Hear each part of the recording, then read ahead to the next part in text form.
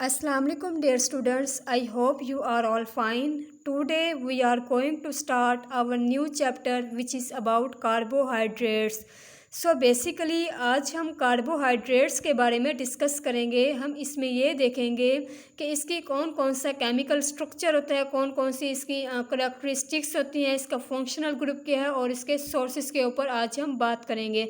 But इससे पहले हम बायोकेमिस्ट्री की डेफिनेशन को देख लेते हैं जो कि आपकी बुक में मेंशन है। सो बायोकेमिस्ट्री 2 वर्ड से डिराइव्ड है। Bio means living, chemistry means chemical process. एक लिविंग ऑर्गेनिज्म के अंदर केमिकल प्रोसेस की स्टडी करना, that is biochemistry. Study of chemical process in the living organism is called biochemistry. इसमें हम ये देखते हैं कि इसका कौन कौन सा केमिकल स्ट्रक्चर होता है, इसकी कौन कौन सी प्रॉपर्टीज़ होती हैं और कौन कौन से इसके फंक्शंस परफॉर्म होते हैं। सो इसमें जस्ट आपने बायोकेमिस्ट्री की डेफिनेशन करनी है और कुछ भी नहीं करना। ठीक हो गया।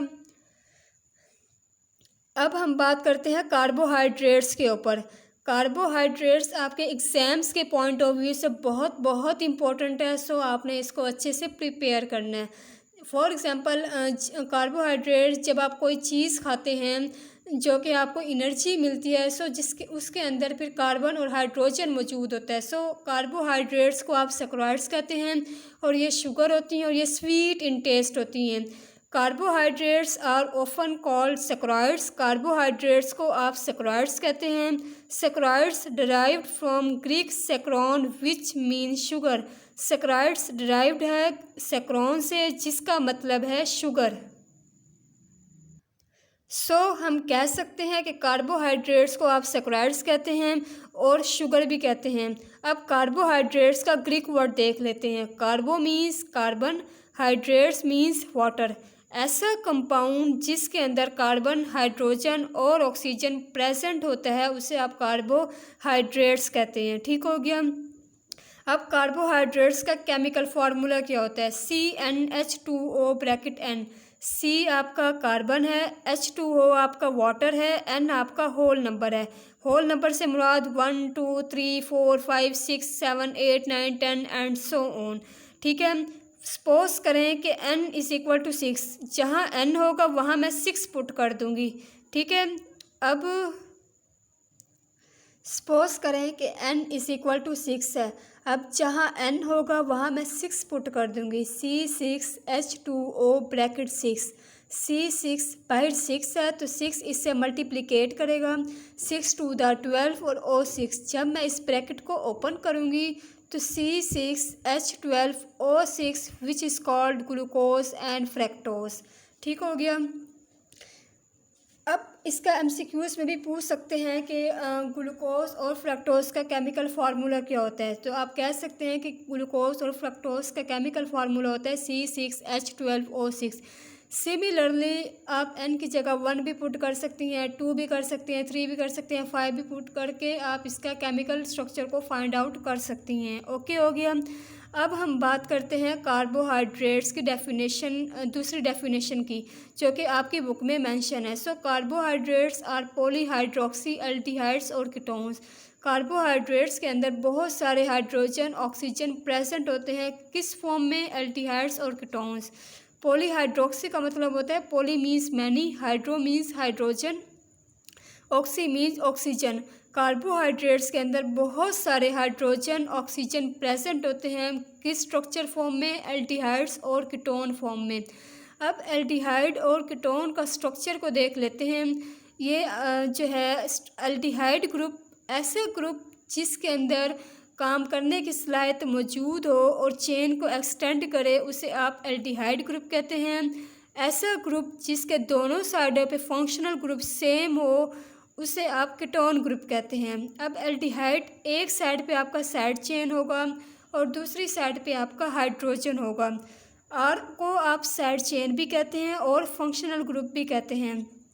सो कार्बन, हाइड्रोजन, ऑक्सीजन ये आपकी फिक्स रहेगी। आप एग्जाम्पल में भी देख सकते हैं C double bond O, C double bond O, bond H, bond H।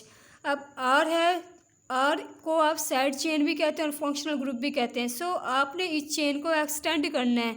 It means कि आपने इसको बढ़ाते जाना है, आपकी मर्ज़ी, आप जितना मर्ज़ी चेन को एक्सटेंड कर सकते हैं। For example CH3 bond, CH2 bond, CH2 bond, CH2 bond, CH2, इसी तरह आप चेन को बढ़ाते जाएंगे। लेकिन जो आपकी कार्बन, हाइड्रोजन, ऑक्सीजन है वो आपकी फिक्स रहेगी। जहाँ साइड चेन होगा आपने वहाँ चेन को एक्सटेंड करना है। सिमिलरली कीटोन ग्रुप है, कार्बन के दोनों साइडों पे आपका फंक्शनल ग्रुप है। आप लेफ़्ट साइड से भी चेन को एक्सटेंड कर सकते हैं और राइट साइड से भी चेन को एक्सटेंड कर सकते हैं। For example CH3 bond, CH2 bond, CH2 bond, C double bond O bond, CH2 bond, CH2 bond, CH2 bond, CH3 से इसी तरह जो है जहाँ भी आपका साइड चेन होगा आपने चेन को एक्सटेंड करना है। ठीक हो गया।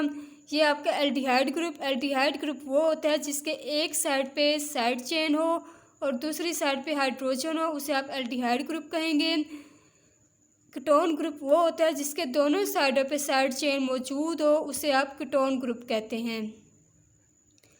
आगे है और देयर कम्प्लेक्स सब्सटेंसेस, और ये कम्प्लेक्स होते हैं या दोनों का मिक्सचर हो सकते हैं। जब आप इनको तोड़ेंगे इट मीन्स कि जब आप इनकी ब्रेक डाउन करेंगे, फॉर एग्जांपल जब आप एक दीवार बनाते हैं और वो दीवार किस चीज़ से बनी होती है, ऑब्वियसली ईंटों से बनी होती है। जब आप उस दीवार को तोड़ेंगे तो उसमें से ईंटें ही निकलेंगी, क्योंकि जब किसी भी चीज़ को बनाते हैं और वो जिस चीज़ से बनी होती है तो उसको तोड़ने के बाद उसमें वही चीज़ें रिलीज़ होती हैं।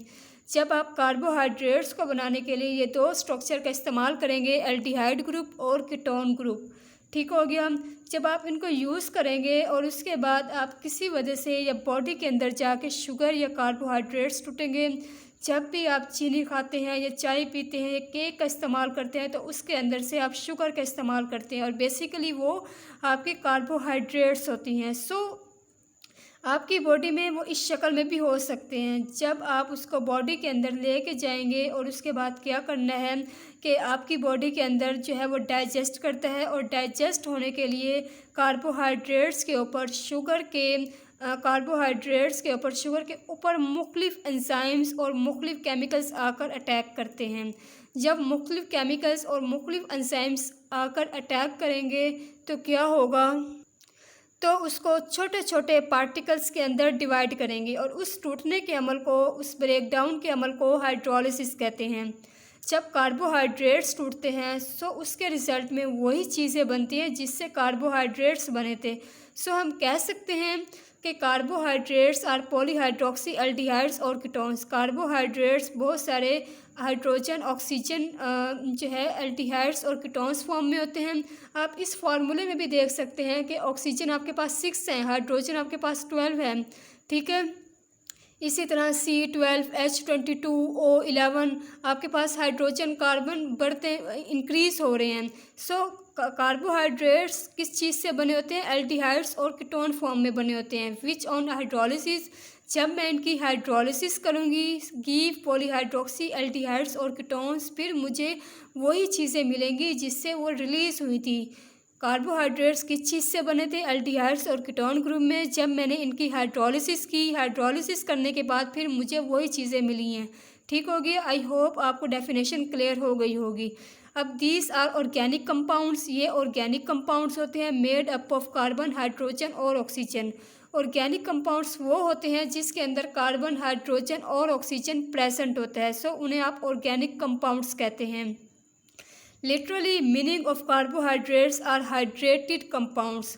हाइड्रेटेड कंपाउंड ऐसी कार्बन जिसके साथ वाटर अटैच होकर एक नया कंपाउंड बनाए, उससे आप हाइड्रेटेड कंपाउंड्स कहते हैं या हाइड्रोकार्बन्स कहते हैं या उसे आप शुगर कहते हैं। ठीक हो गया। फिर रिपीट कर देती हूँ, ऐसी कार्बन जिसके साथ वाटर अटैच होकर एक नया कंपाउंड बनाए, उसे आप हाइड्रेटेड कंपाउंड्स कहते हैं।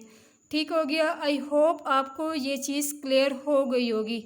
अब हम बात करते हैं कार्बोहाइड्रेट्स की करैक्टरिस्टिक्स क्या क्या होती हैं। कार्बोहाइड्रेट्स की करैक्टरिस्टिक्स हम देख लेते हैं कि carbohydrates are white solid sparingly soluble in organic liquids but except for certain polysaccharides are soluble in water. ठीक हो गया।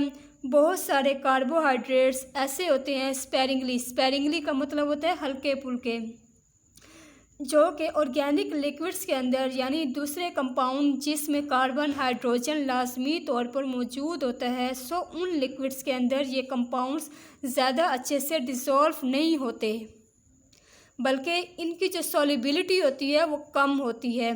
ठीक हो गया। But except for certain polysaccharides are soluble in water, लेकिन जो पॉलीसेक्राइड्स हैं वो सॉल्युबल होते हैं इन वाटर में।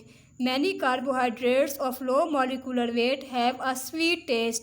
बहुत सारे कार्बोहाइड्रेट्स होते हैं, ये ऐसे कार्बोहाइड्रेट जिनका मॉलिक्यूलर वेट सबसे कम होता है, जो हल्के होते हैं, जो कि सिंगल सेल पर कंसिस्ट करते हैं, जो कि फर्दर डिवाइड नहीं कर सकते और इनकी स्वीटनेस बहुत ज़्यादा होती है। सो आप इस चीज़ को समझें कि जितना आपका मॉलिक्यूलर वेट कम होगा उतनी उसकी स्वीटनेस ज़्यादा होगी।